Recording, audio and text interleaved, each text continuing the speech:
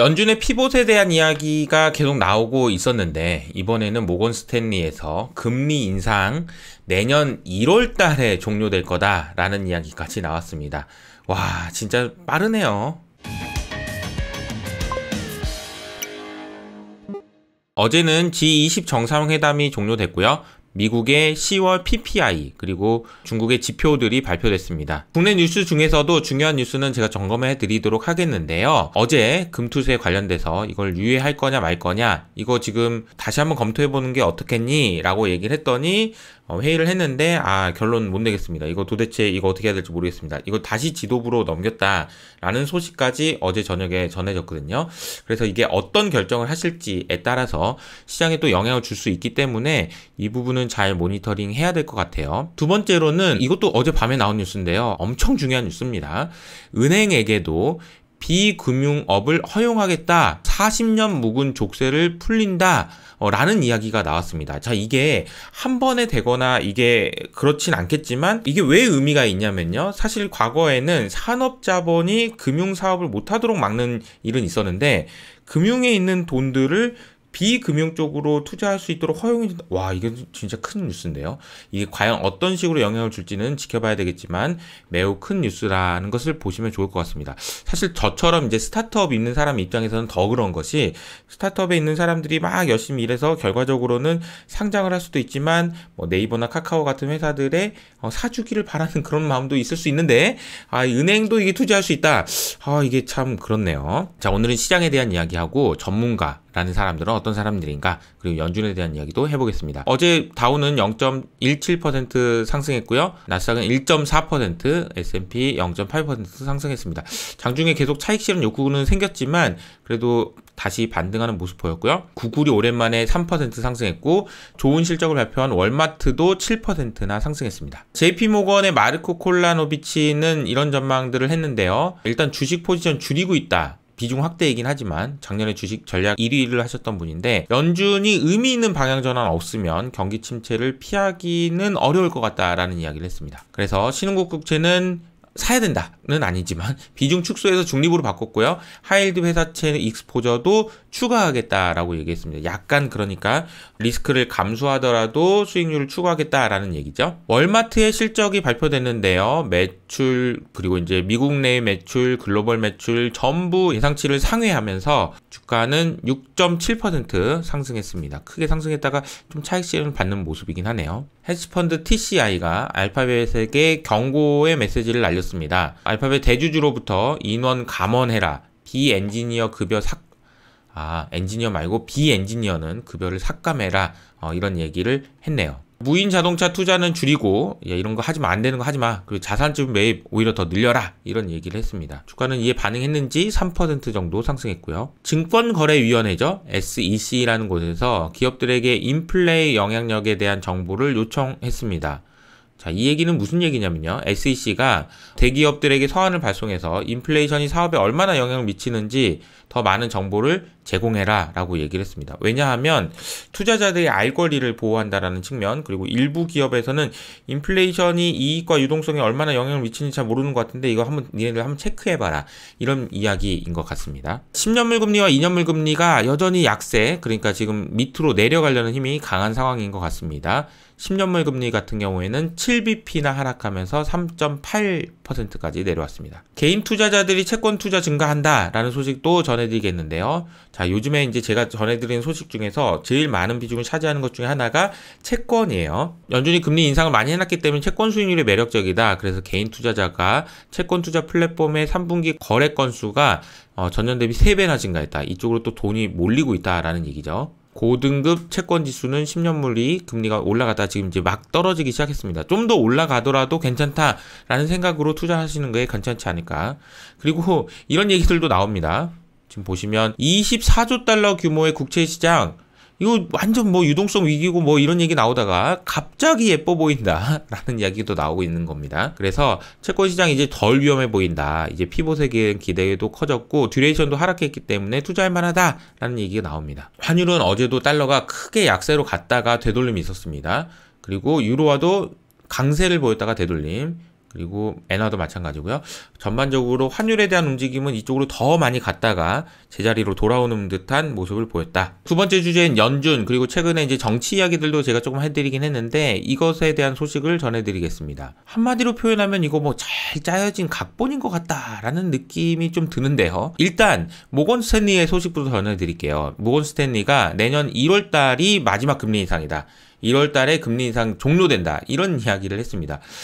참 진짜 빠르다 빨라. 자, 모건 스탠리는 미국 달러 고점은 찍었고 인플레 완화 기대로 달러와 국채 수익률 하락을 전망했습니다. 그러면서 유로화는 계속 강세가 될 것 같다라는 이야기를 한 거죠. 미국 2년물과 10년물 수익률은 내년 말쯤 되면은 3.5%까지 하락할 거다라고 전망했습니다. 그리고 가장 인상적이었던 것은 역시나 내년 1월이 마지막 금리 인상이고 4분기 때는 금리를 인하할 거다.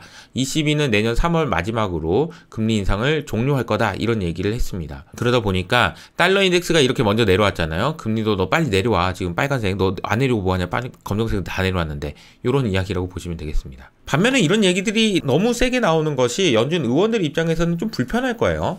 보스틱 총재는 입꼬리가 이렇게 올라가서 야 물가 잡힌 거 봤지? 나 기분 좋아 라고 얘기하면서 희망의 빛이 보여 라고 얘기를 하긴 했지만 아직도 더 많은 금리 인상이 필요하다라는 멘트는 남겨놨습니다. 왜냐하면 또 너무 또 긴축 안 한다고 해가지고 금리 낮아지고 또 난리 나면 안 되니까 그런 의미겠죠. 그리고 호주 중앙은행의 의사록도 나왔어요. 호주 중앙은행 의사록을 보면은 25bp 인상과 50bp 인상 모두 고려했다라고 얘기를 했는데, 자, 그때 당시만 해도 50bp 인상이 컨센서스였는데 25bp 인상해서 이 25bp밖에 인상 안 했어 라고 했었는데 당시에는 금리 변동 없이 유지도 가능하다라는 의견도 나왔던 것 같습니다. 이제는 금리 인상 안 할 준비가 되어 있다라는 호주 중앙은행의 의견도 있었던 거죠. 그래서 제가 이번 주말부터 말씀드렸던 것처럼 정치적인 것들, 그리고 연준의 정책, 그리고 중앙은행의 정책들이 마치 하나의 잘 짜여진 각본인 것처럼 일제히 피봇, 일제히 자 이제 스톱 이런 분위기로 옮겨가는 것 같습니다. 그리고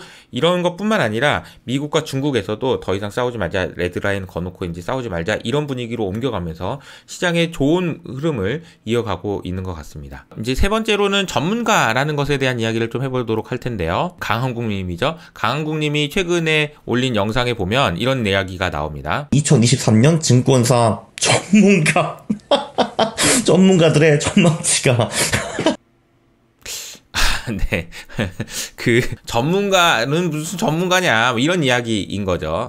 이 전문가들이 정말 조롱을 받고 있는 상황인데, 저도 이 영상을 막 웃으면서 보기는 좀 어렵더라고요. 전문가라는 사람들이 막 앞으로 이번에 올해 정말 너무 많이 틀렸죠. 이렇게 인플레이션 전망도 틀렸고, 주가 전망도 틀렸고, 금리 전망도 틀렸고, 달러 전망 다 틀렸습니다. 누가 맞았는지는 모르겠어요. 그런데 중요한 사실은 그런 것 같습니다. 전문가라는 사람들이 전망하지 않으면 시장이라는 것은 형성되지 않을 거예요. 이 전문가가 틀렸다라는 걸 가지고 이렇게 물론 전문가 틀렸다라는 거를 비판할 수는 있지만 글쎄요, 한국님 이건 좀 아니지 않나요? 자, 향후 12개월이 예상하는 시나리오입니다. 지금 전문가들의 의견인 거죠. 응답자의 대부분 스태그플레이션을 예상했습니다. 스태그플레이션을 예상했다라고 해가지고 야 이게 되겠냐, 안 되지 않겠냐 이렇게 생각할 수도 있는 거죠. 근데 물론 전문가들의 의견 자체도 내가 활용해가지고 투자에 활용하는 건 좋아요. 현금 보유량 여전히 6.2%입니다. 주가가 지금 최근에 반등하고 있지만 여전히 그 현금 보유량이 많기 때문에 주가가 더 올라갈 수도 있다라는 식으로 해석할 수도 있는 겁니다. 블룸버그 이코노미스트가 서베이를 했는데요. 이것은 소비자 물가, 그러니까 최근에 나왔던 CPI가 발표된 이전에 나왔던 전망인데요. 이 내용을 보면은 이렇게 전망했었다고? 라는 생각이 들 정도예요. 완전히 상황이 바뀌었습니다. 소비자 물가 발표 이후에요. 실제로 PCE 전망이 지난번보다 훨씬 더 상향 조정됐고요. 내년 최종 금리는 1분기 때 5% 이렇게 전망을 했습니다. 그리고 경기 침체 가능성 65%, 가능성 더 높아졌다 이런 얘기죠. 이코노미스트 서베이를 보면은 10월 달에 비해서 11월 달에 인플레이션 더 높아질 거라는 전망이 계속 올라갔죠. 내년에 맞이할 수 있는 리스크라고 해가지고 또 이것도 블룸버그 설문조사 결과인데요. 연준이 금리 인상 경로 어떻게 되는지, 그리고 부채 위험, 부동산 시장 둔화, 유럽 위기 이런 것들 다 리스크다라고 이야기를 했습니다. GDP 성장률 전망치가 많이 낮아지고 있다라는 거고요. 자, 연준이 금리 인상 리스크를 보면은 기준금리 6%까지 가능하다. 사실 CPI가 발표되기 전날에도 이런 베팅들이 많았었다는 걸 보면은 전문가들이 뭐 틀리는 거죠. 그리고 공공부채 전망도 마찬가지인데요. 공공부채가 계속해서 늘어날 거다라는 전망들이 훨씬 더 우세한 상황입니다. 이것도 좀 중요한 포인트인데요. 신흥국의 디폴트 전망이 1980년대나 90년대에 비해서 훨씬 더 낮은 상황이다라는 것도 그렇게 큰 리스크, 리스크는 리스크지만 아주 큰 리스크는 아니다라고 얘기를 하고 있는 거죠. 특히나 중요한 것은 웨이티드 사이즈입니다. 경제에서 만약에 신흥국이 부도가 나더라도 경제에 미치는 영향이 크지 않은 이유가 경제에 미친 사이즈 자체가 많이 줄었다는 거죠. 부동산 둔화라고 해가지고 미국 부동산은 15% 정도 하락할 거로 봤습니다. 어제 나온 경제 지표들 좀 점검해 보겠는데요. 미국 10월달 생산자 물가지수가 발표됐고요. 그리고 중국 지표 중에서 소매 판매가 마이너스 0.5% 감소했다라는 소식도 전해집니다. 중국의 여러 지표 중에서 소매 판매가 마이너스로 갔다. 부양책이 나오지 않으면 안 되는 상황인 거죠. 그리고 어제 장 초반에 물가를 이끌었던 이유는 생산자 물가가 예상치를 하회했기 때문입니다. 어제 한중 정상회담 있었고요. G20 정상회담도 있었습니다. 여기서 러시아와 우크라이나 전쟁을 강력하게 비난하고, 그리고 어제 레드라인에서도 핵 전쟁만은 안 된다라는 이야기가 나왔었는데요. 자, 그런 와중에 러시아는 폴란드에다가 미사일을 떨쳤습니다. 그리고 내용을 보면 폴란드에서 2명이 사망하셨고 긴급 안보회의를 소집하고, 그리고 나토 핵 국가에 미사일이 떨어진 건 처음이다. 아직 확실하지 않지만 지금 이제 그러니까 러시아를 빼고 지금 G20이 모여가지고 회의를 하고 러시아 나쁜 뭐 이런 하다 보니까, 근데 러시아에서 기분이 나빴는지 폴란드에다가 미사일을 쐈다. 이것이 어떤 결과로 이어질지는 계속해서 지켜봐야 되는 상황인 것 같습니다. 시장의 방향이 굉장히 급선회했고요. 안심하기는 아직 이르지만 분위기가 바뀌었다라는 것도 여러분들이 인지를 하셔야 되는 것 같습니다. 15만 구독자 이벤트 당첨자가 결정됐습니다. 무려 800분 가까운 분들이 응모를 해주셨는데 그 중에 30분을 뽑아서 지금 발표할 텐데요. 두구두구두구두구 짠! 이분들입니다. 이메일 주소인데요. 이 주소로 오늘 중으로 저희가 이벤트와 관련된 소식을 전해드리도록 하겠습니다. 너무 좋은 의견들을 많이 주셔서 그 의견들 반영해서 더욱 발전하는 이호석 아카데미가 될 것을 약속드리면서 오늘은 여기서 인사드리도록 하겠습니다. 감사합니다.